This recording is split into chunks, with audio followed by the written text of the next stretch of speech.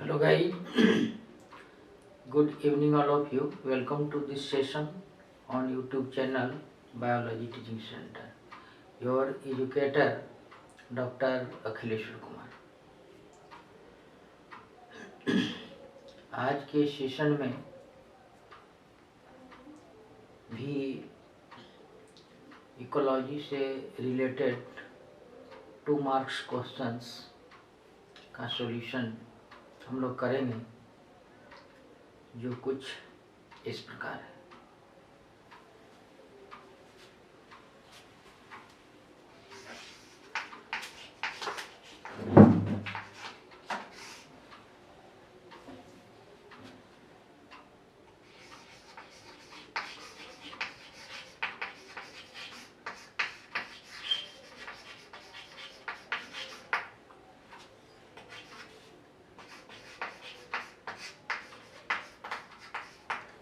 पारिस्थितिकी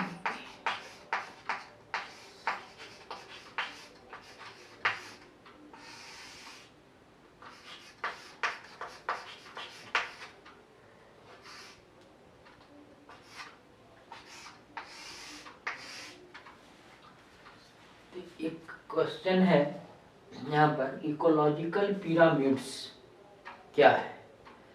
तो इकोलॉजी पारिस्थितिकी पिरामिड एक स्ट्रक्चर होता है जिसकी आकृति जो है आपका त्रिभुजाकार होता है।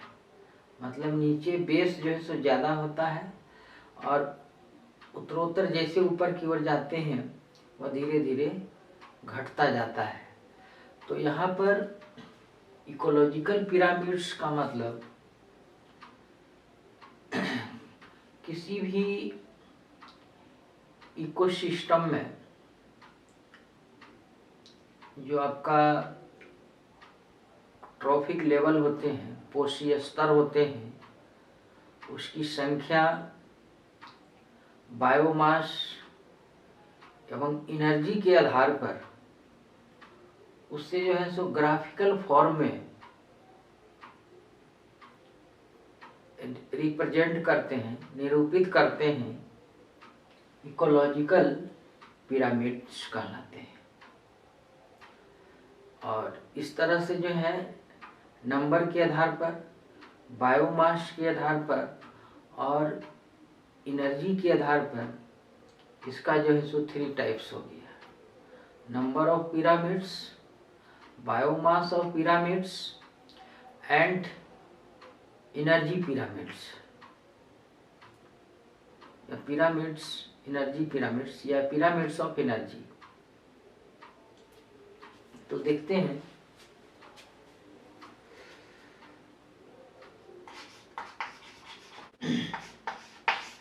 किसी भी इकोसिस्टम में ट्रॉफिक लेवल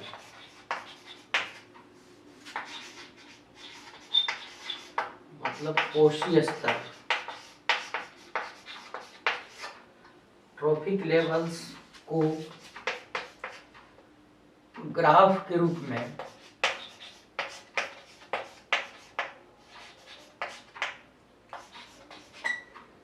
या आरेख हो सकते हैं, आरेख के रूप में प्रदर्शित किया जाता है।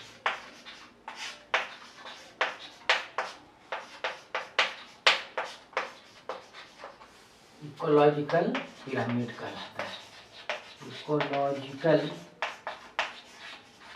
पिरामिड्स कहलाता है।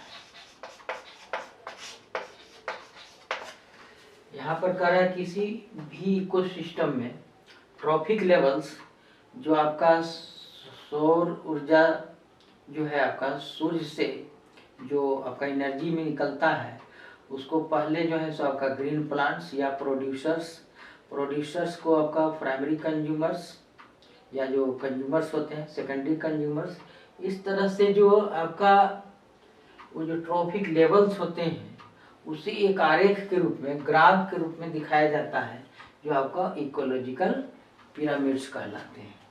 देखते हैं इसका टाइप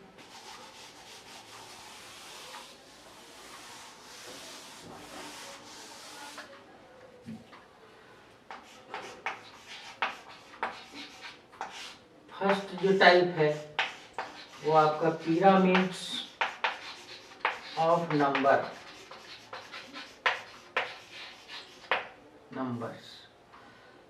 इसका मतलब हो गया संख्या का पिरामिड, संख्या का पिरामिड। दूसरा जो है आपका पिरामिड्स ऑफ बायोमास, ये आपका हो गया जैव भार का पिरामिड। तीसरा जो है आपका पिरामिड ऑफ एनर्जी, मतलब आपका ऊर्जा का पिरामिड। तो इस तरह से इसका जो है सो आपका टाइप्स है, pyramids of numbers, pyramids of biomass, pyramids of energy, संख्या का पिरामिड, जैव भार का पिरामिड और ऊर्जा का पिरामिड। अब देखते हैं कि पिरामिड्स ऑफ नंबर क्या है।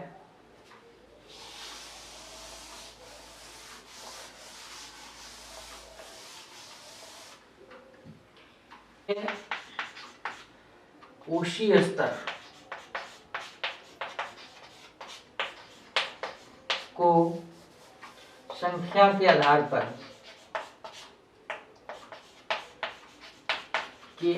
पर प्रदर्शित किया जाता है।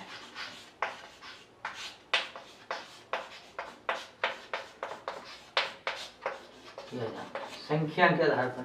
अब देखते हैं एग्जाम्पल यहाँ पर आपका ग्रासलैंड इकोसिस्टम,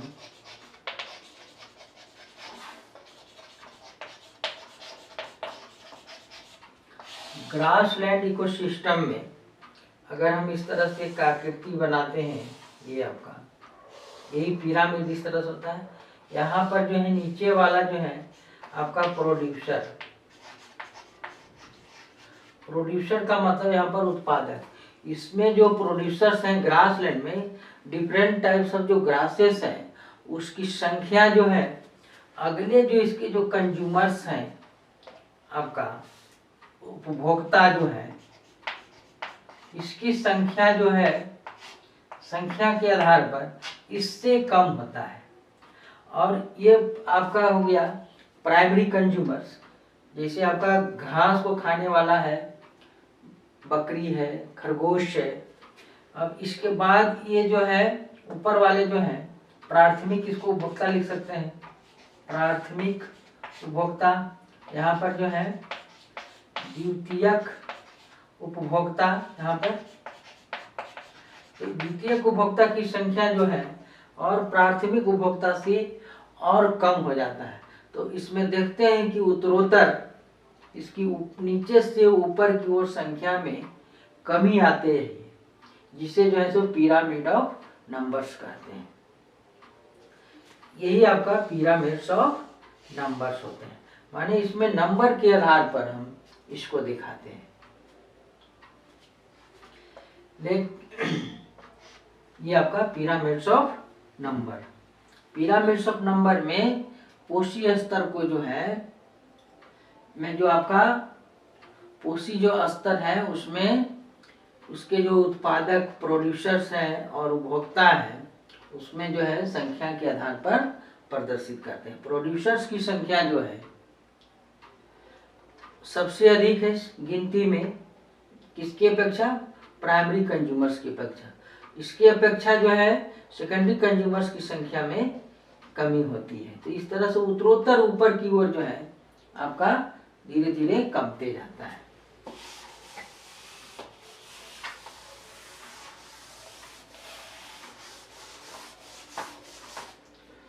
दूसरा इसमें जो नंबर था पिरामिड ऑफ बायोमास, इसमें जो है रिप्रेजेंट्स ऑन बायोमास, बायोमास जैव भार के आधार पर, इसमें जैव भार के आधार पर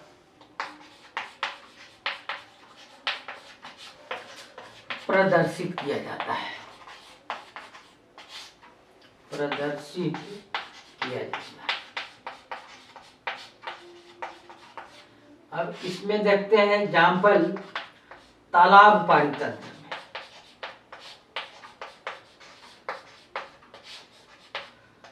तालाब पारितंत्र मतलब पॉन्ड इकोसिस्टम।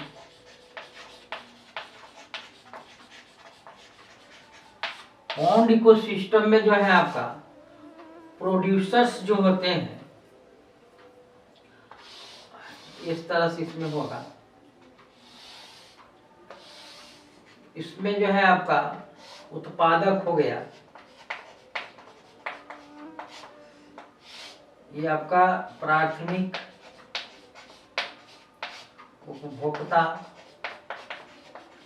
ये आपका द्वितीयक उपभोक्ता। बायोमास के आधार पर इसमें जो उत्पादक है, इसका जो बायोमास है, इसका जो आपका पूरे शरीर का जो वेट है, इसमें उत्पादक के रूप में तालाब में जो है फाइटोप्लैंक्टन्स और मेनली रूप से होते हैं। तो फाइटोप्लैंक्टन के अंदर डाइएटम्स, अलगी वगैरह आते हैं जो प्लैंक्टन का निर्माण करते हैं। तो उसका जो बायोमास है, इसके जो उपभोग करने वाले हैं क्रस्टेशियंस और छोटी मछलियाँ, इससे जो है तो बायोमास इसका ज़्यादा है। और इसको जो उपभोग करने वाले सेकेंडरी उपभोक्ता हैं, इसका जो बड़ी मछलियाँ इसके अंतर्गत आते हैं, इसका जो है बायोमास सबसे ज़्यादा होता है। तो तालाब पारितंत्र में आपका उत्पादक का जो है बायोमास सबसे कम होता है, और यह उत्तरोत्तर जो है, यह आपका उत्तरोत्तर इस तरह से आपका बढ़ते जाता है। इस तरह से नीचे से ऊपर की ओर जो है सो आपका ये बढ़ते जाता है आपका ये बायोमास। तो इस तरह से जो है पॉन्ड इकोसिस्टम में जो है पिरामिड ऑफ बायोमास इन्वर्टेड होता है, उल्टा होता है। तालाब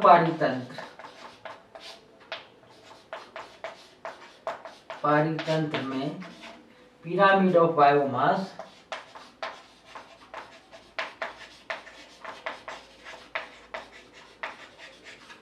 उल्टा होता है।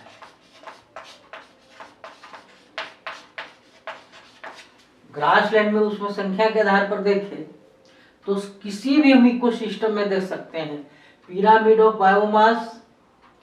आपका ग्रासलैंड में भी देख सकते हैं, फॉरेस्ट इकोसिस्टम में भी देख सकते हैं, और आपका पॉन्ड इकोसिस्टम में भी देख सकते हैं।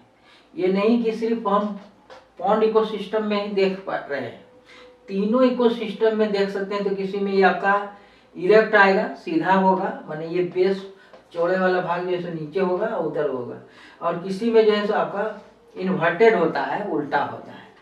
ये समझना है। अब जैसे है आपका फॉरेस्ट इकोसिस्टम में देखते हैं वन पारितंत्र। वन पारितंत्र में जो है आपका ये आपका सीधा होता है, इस तरह से यहाँ पर सीधा होता है। सीधा किस रूप में होता है, इसमें जो आपका प्रोड्यूसर्स हैं, ये आपका उत्पादक होते हैं, उसकी संख्या जो है बायोमास जो है, बड़े बड़े जो वृक्ष होते हैं उसका बायोमास जो है सो सबसे अधिक होता है। अब इस पेड़ पर जो है सो आपका पशु पक्षी, इसको प्राथमिक उपभोक्ता जो हो गए, प्राथमिक उपभोक्ता, इसका जो है बायोमास जो है इसकी अपेक्षा कम होता है। और फिर द्वितीयक उपभोक्ता है, द्वितीयक उपभोक्ता यहाँ पर उसका बायोमास और भी कम है। तो इस तरह से ऊपर की ओर जो है ये आपका घटते जाता है बायोमास। तो वन पारितंत्र में यह आपका सीधा हुआ, और तालाब पारितंत्र में यह आपका उल्टा होता है। ये आपका यहाँ पर सीधा होता है। तो इस तरह से उल्टा भी तीनों या जितने भी पारितंत्र किसी में भी हम इस तरह से देख सकते हैं, चाहे वह नंबर के आधार पर हो या तो बायोमास के आधार पर हो। लेकिन अगला जो है वो हमेशा जो है सो सीधा ही होता है। तीसरा number,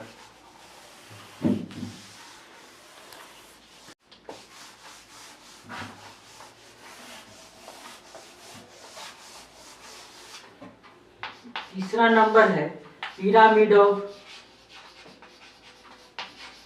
energy. Pyramid of energy जो है वो हमेशा जो है वो आपका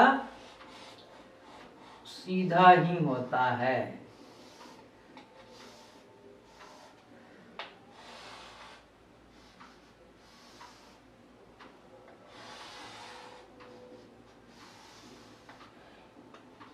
ये आपका उत्पादक हुआ, ये आपका प्राथमिक उपभोक्ता हुआ,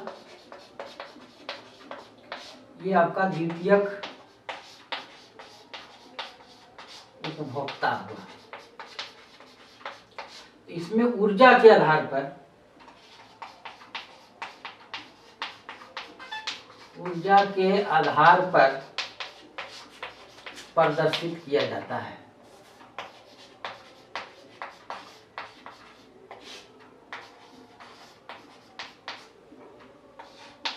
किया जाता है। अब ये जो उदाहरण हम किसी भी सिस्टम में, किसी भी इकोसिस्टम में, किसी भी इकोसिस्टम में यह सीधा होता है, क्योंकि ऊर्जा का स्थानांतरण एक जीव से या एक आपका पोषी स्तर से दूसरे पोषी स्तर में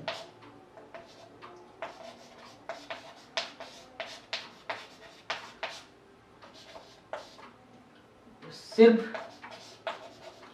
10% ही स्थानांतरित होता है, स्थानांतरित होता है। शेष 90% श्वसन के रूप में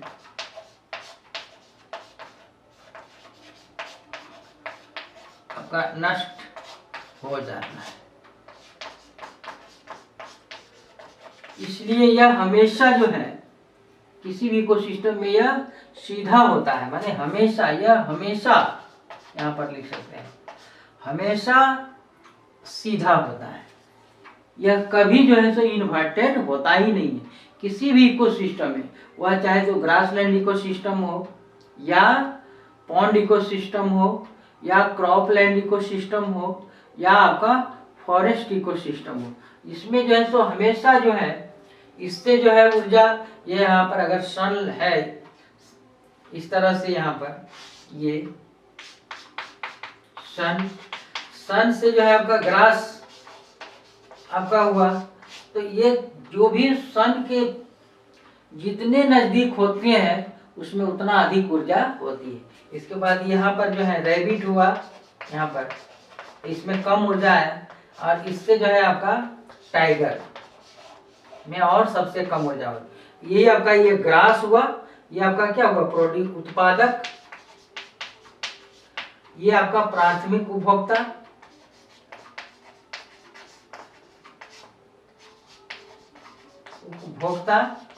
और ये जो टाइगर है ये आपका द्वितीयक उपभोक्ता हुआ, द्वितीयक उपभोक्ता हुआ। तो इस तरह से देखते हैं कि हमेशा सन से जो ऊर्जा मिल रही है इसको मात्र जो है सो 10% का, फिर 10% आपका इसमें 1%, और 1% का 10% आपका 0.1% इसमें जो है सो आपका वो एनर्जी जो है सो आपका ट्रांसफर होता है। तो इसमें देखते हैं कि हमेशा जो है इसमें उत्पादक टू आपका टॉप जो कंज्यूमर्स हैं उसमें उत्तरोत्तर जो है आपका एनर्जी का जो है सो ह्रास होता है, मतलब हमेशा 10% जो है सो आपका कमते जाता है। तो ये आपका पिरामिड ऑफ एनर्जी में किसी भी इकोसिस्टम में यह हमेशा सीधा होता है। यह 1 नंबर में भी पूछते रहता है क्वेश्चंस कि पिरामिड ऑफ एनर्जी में जो आपका ये पिरामिड जो होते हैं एनर्जी, पिरामिड ऑफ एनर्जी में जो आपका पिरामिड होता है वह हमेशा उल्टा होता है, हमेशा सीधा होता है, उल्टा और सीधा दोनों होता है, या ये कुछ भी नहीं होता है। तो इसमें यह हमेशा यह बात याद रखना चाहिए कि यह हमेशा सीधा होता है।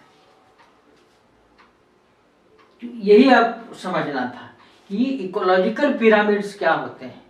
तो आपका ट्रॉफिक लेवल में, ट्रॉफिक या किसी भी इकोसिस्टम्स के में, या फूड चेन जो होते हैं, फूड चेन में जो आपका प्रोड्यूसर्स टू आपका टॉप कंज्यूमर्स होते हैं, उसे एक आरेख के द्वारा, ग्राफ के द्वारा दिखाया जाता है जो आपका इकोलॉजिकल पिरामिड्स कहलाते हैं। और ये नंबर्स, बायोमास और एनर्जी के आधार पर इसको जो है सो 3 टाइप्स में बांटा गया, pyramids of number, pyramids of biomass और पिरामिड्स ऑफ एनर्जी। तो इस तरह से हमको समझ में आ रहा है कि आप लोग ये टॉपिक्स को जो है आप लोग समझ गए होंगे। और आगे देखते हैं।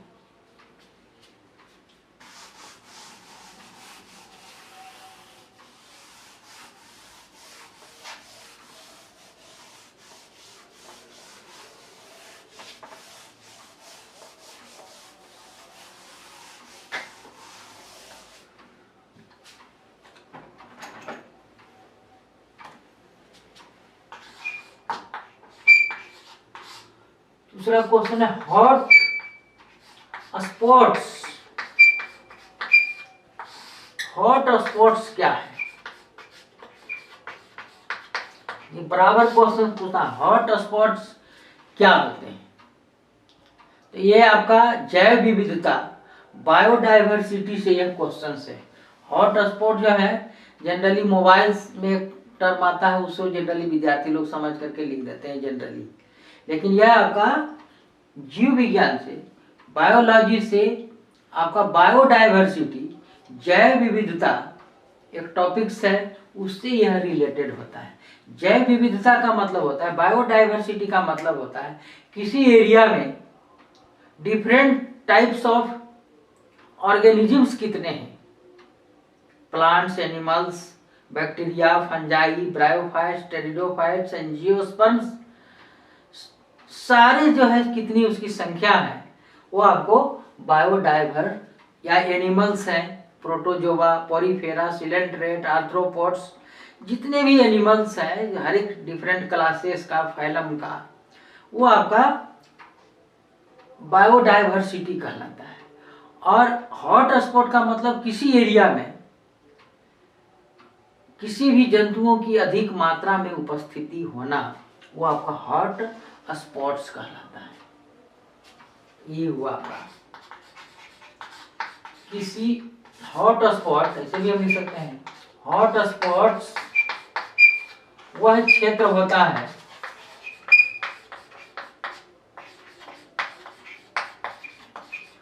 है जहां जैव विविधता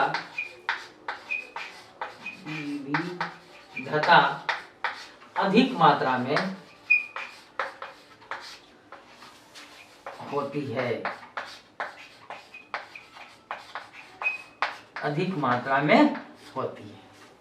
ये आपका हॉट स्पॉट्स एरिया कहलाता है, जहां पर जैव विविधता, different types of plants, algae, fungi, bryophyte, pteridophyte, gymnosperm, angiosperm और डिफरेंट टाइप्स ऑफ एनिमल्स जितने भी हैं, जितने अधिक नंबर में पाए जाते हैं, वो आपका हॉट स्पॉट वह एरिया कहलाता है। तो पूरे विश्व में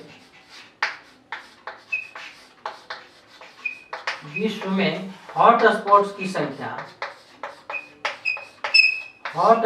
की संख्या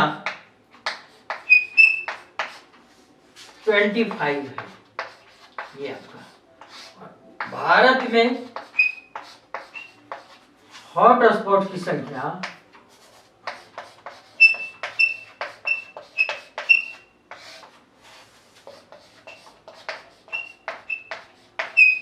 संख्या 2 है। वो कौन कौन है नंबर?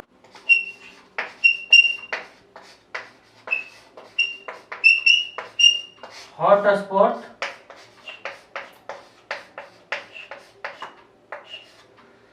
और पश्चिमी घाट हॉटस्पॉट।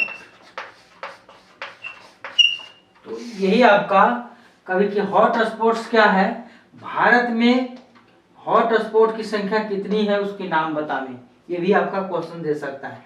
तो हॉटस्पॉट्स वह क्षेत्र होता है जहां जैव विविधता अधिक मात्रा में होती है, आपका ये हॉटस्पॉट कहलाता है। पूरे विश्व में हॉटस्पॉट्स की संख्या 25 है, भारत में हॉटस्पॉट की संख्या 2 है। वो कौन कौन है? फर्स्ट जो है आपका पूर्वी हिमालय हॉटस्पॉट्स, और दूसरा जो है सो पश्चिमी घाट हॉटस्पॉट्स। ये आपका हुआ, ये आपका हॉटस्पॉट्स।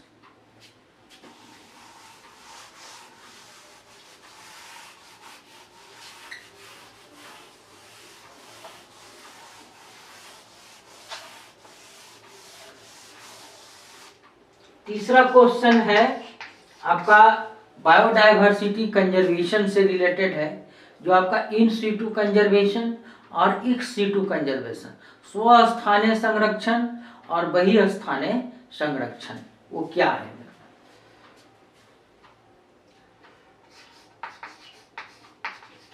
स्वस्थानीय संरक्षण एवं बहिस्थानीय संरक्षण क्या है? ये आपका इंग्लिश में से in situ conservation and ex situ conservation, ये आपका है। ये भी जो क्वेश्चंस है आपका बायोडायवर्सिटी से है। अब आंसर इसका जो है स्वस्थानीय, मतलब आपका इन सीटू। इसमें जो है डायवर्सिटी मतलब जीव जंतुओं का संरक्षण जो है आपका नेचुरल रूप में किया जाता है। इसमें विलुप्त हो रहे जीव जंतुओं को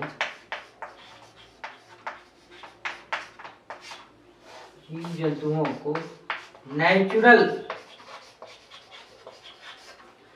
हैबिटेट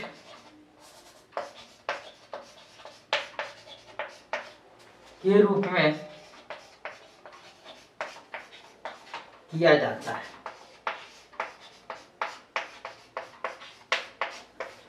मतलब बिल्कुल नेचुरल उसके लिए इन्वायरमेंट, वैसे जीव जंतु जो है और वह एरिया को जो है आपका इनहिबिटेड होता है, माने निषेध, प्रवेश निषेध होता है, वहां पर प्रोटेक्टेड एरिया बना दी जाती है। इसमें विलुप्त हो रहे जीव जंतुओं का नेचुरल हैबिटेट के रूप में किया जाता है, प्राकृतिक आवास के रूप में। एग्जाम्पल जो है आपका national park, national park, sanctuary मतलब राष्ट्रीय पार्क इसको बोलते हैं, राष्ट्रीय पार्क, ये आपका अभयारण्य और बायोस्फीयर रिजर्व, बायोस्फीयर रिजर्व, ये सब जो है आपका नेचुरल रूप में जो है इसको जो है सो जीव जंतुओं का वहां पर संरक्षण किया जाता है। ये आपका इन सीटू हो गया।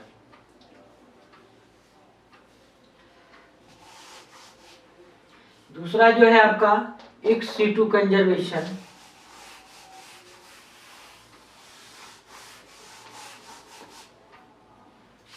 वही स्थाने एक्स सीटू,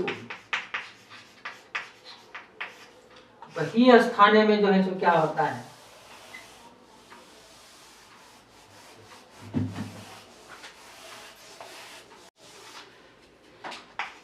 इसमें विलुप्त या संकटाग्रस्त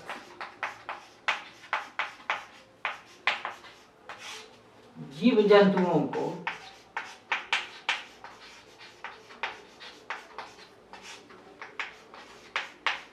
कृत्रिम आवास के रूप में संरक्षित किया जाता है।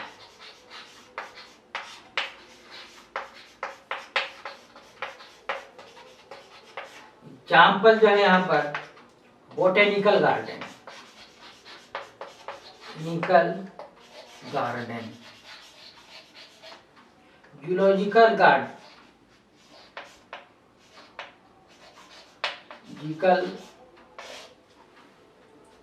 गार्डन, आपका सीड बैंक,